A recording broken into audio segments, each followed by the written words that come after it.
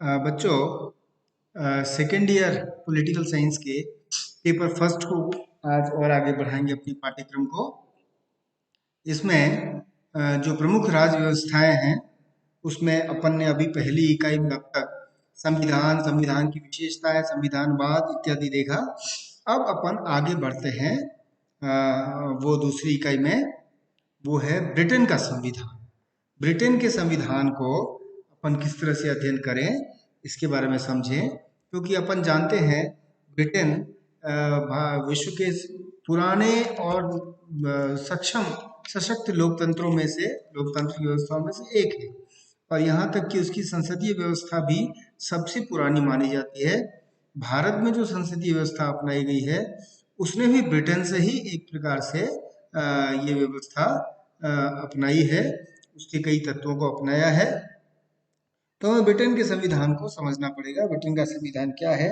Britain, Munro ने, जो Munro था एक बहुत बड़ा संविधानविद विचारक, उसने कहा कि दुनिया में बहुत सारी चीजें जिसने सभी देशों से आई है, इसी प्रकार संवैधानिक व्यवस्था जो है वो ब्रिटेन की देन है दुनिया को। इसके ऊपर बहस की जा सकती है, लेकिन ये सच है कि ब्रिटेन का संविधान जो है वो बहुत ज्यादा, बहुत ही पुराना विकसित संविधान है। तो संविधान जो है ब्रिटेन के संविधान के अध्ययन का भी एक महत्व है। वो महत्व क्या है? वो महत्व हमें कॉमन लॉज यानी संविधानिक विधि के विकास के बारे में भी बड़ी जानकारी देता है।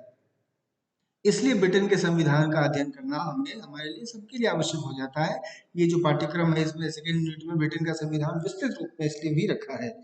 ब्रिटेन का संविधान एक प्रकार से कहते हैं कि आधुनिक काल का सबसे पुराना संविधान है। यूं तो संविधान अपन जाए तो प्राचीन यूनान में भी एथेंस, स्पार्टा और नगरीय राज्यों के दिख सकते हैं, मिल सकते हैं हमको, लेकिन एक संविधान, संहिताबद्ध संविधान, विकसित संविधान, ये आधुनिक काल में ब्रिटेन का ही संविधान है।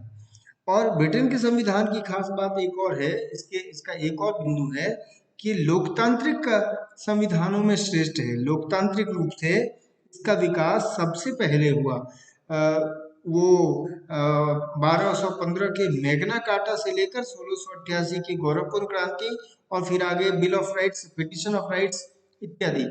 तो ब्रिटेन का संविधान लोकतंत्र की स्थापना में एक मील का पत्थर साबित हुआ है। यह भी एक बिंदु है कि ब्रिटेन का संविधान जो है अलिखित संविधान है। हम सभी जानते हैं लिखित अलिखित संविधान का भेद मैंने बताया था।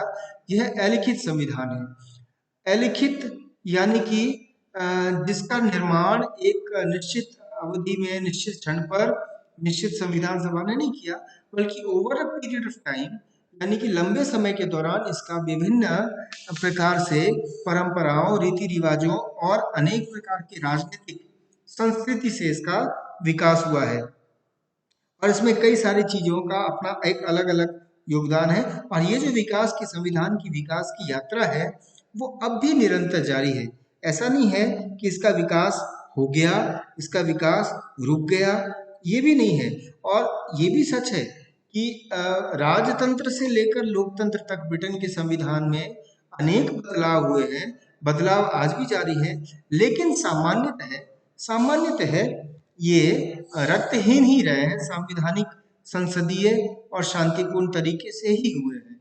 जब क्रांतियां भी हुई तो रक्तपात या बहुत अधिक रक्तपात नहीं हुआ है कहीं भी, मध्यकाल में भी, चाहे वो क्रोमवेल क्रांति के समय पर 1648 में या 1688 में गोरखपुर क्रांति के समय में बहुत ज्यादा इसमें कहीं भी इस तरह हमें हिंसा के उदाहरण नहीं मिलते हैं। तो विकास भी शांतिपूर्ण तरीके से ही हुआ है।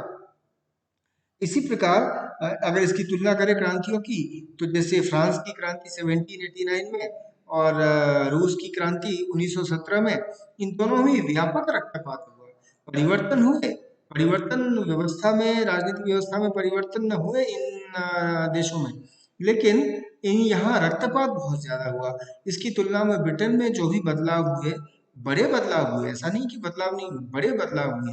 राजतंत्र, निरंकुश राजतंत्र से संसदीय व्यवस्था और फिर लोकतंत्र की ओर अनेक बदलाव हुए समय समय पर, लेकिन वो सामान्यतः शांतिपूर्ण तरीके से ही हुए, रक्तहीन तरीके से ही हुए।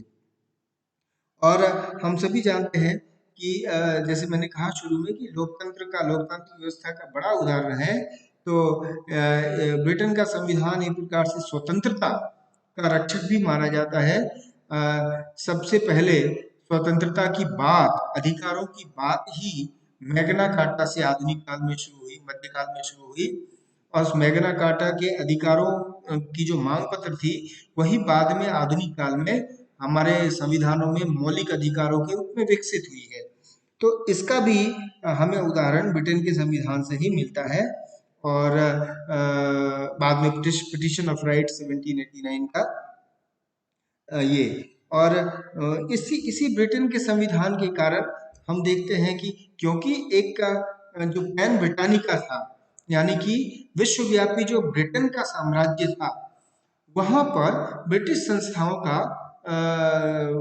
एक प्रकार से अनुकरण किया गया, ब्रिटिश संस्थाओं को स्थापित किया गया, क्योंकि ये एशिया, अफ्रीका और के जो देश थे बड़े पैमाने पर, वो ब्रिटिश साम्राज्य के हिस्से में रहे।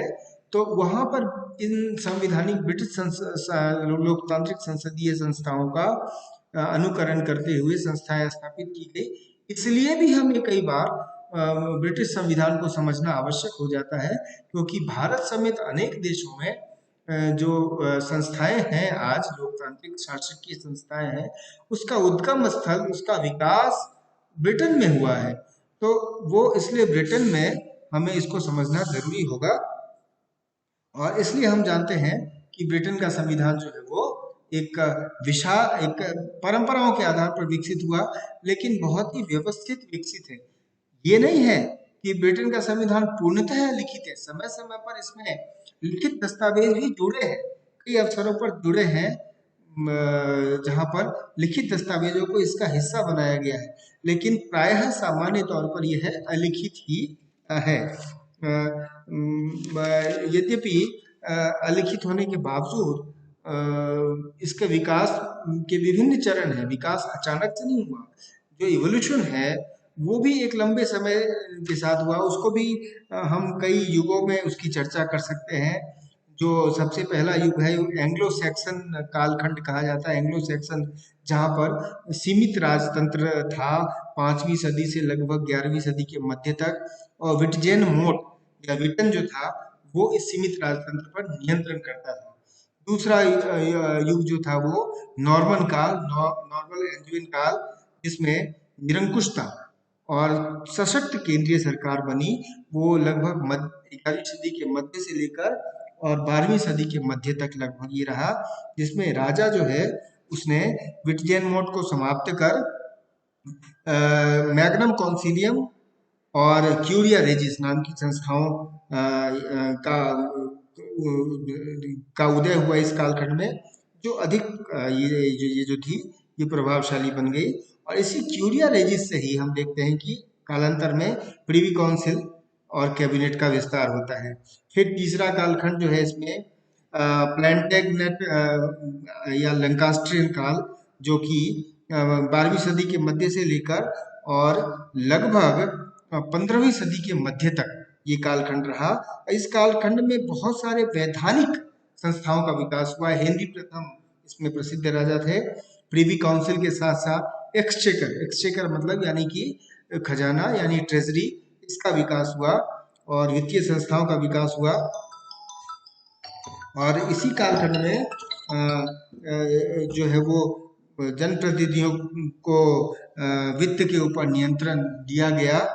और इसी कालखंड में मैग्ना कार्टा का भी उदाहरण हम देखते हैं। मैग्ना कार्टा 1215 का पार्लियामेंट के प्रारंभिक उदय के प्रारंभिक लक्षण भी इसी कालखंड में अपने को दिखते हैं। हालांकि 1295 का जो है वो पार्लियामेंट, मॉडल पार्लियामेंट वो माना जाता है। फिर चौथा कालखंड जो है ट्यूडर काल है, जहाँ पर कठोर राजतंत्र पुनः स्थापित हुआ, है ना। और वो लेकिन इस काल के कठोर राजतंत्र का एक प्रमुख विशेषता थी कि इस समय में जो है वो जनता के हितों में रखकर कठोर राजतंत्र, निरंकुश राजतंत्रों ने फैसले किए। फिर स्टुअर्ट काल में निरंकुश राजतंत्र और सीमित राजतंत्र के बीच में संघर्ष हुआ और लोकतंत्र की स्थापना की आधारशिला रखी गई। यह लगभग 17वीं शताब्दी से लेकर 18वीं शताब्दी के प्रारंभ तक हुआ। और इसी काल में हम देखते हैं कि गौरवपूर्ण क्रांति हुई, इसी काल में पिटिशन ऑफ राइट्स हुआ, इसी काल में संसदीय व्यवस्था का विकास हुआ इंग्लैंड में। और इस कालखंड में कुल मिलाकर संसद का जो है वो विकास व्यवस्थित रूप से होने लग गया, शासन सीमित हो गया था राजतंत्र का। और जो लॉक का पीरियड था, लॉक ने जो सीमित प्रतिनिधित्वात्मक संसदीय व्यवस्था की शुरुआत की, उसका कालखंड यही है। और फिर इसके बाद जो है 18वीं शताब्दी के प्रारंभ से लेकर हैनोवर काल हुआ। हैनोवर कालखंड में संविधान के विकास में राजतंत्र की शक्तियों का पतन, मंत्रिमंडलीय प्रणाली का विकास हुआ, और जो लोक सदन यानी कॉमन सभा था उसका और लोकतांत्रिकरण हुआ। और जो दूसरा सदन है यानी एलिट अभिजातीय वर्गों का सदन लॉर्ड सभा, उसका पतन हुआ।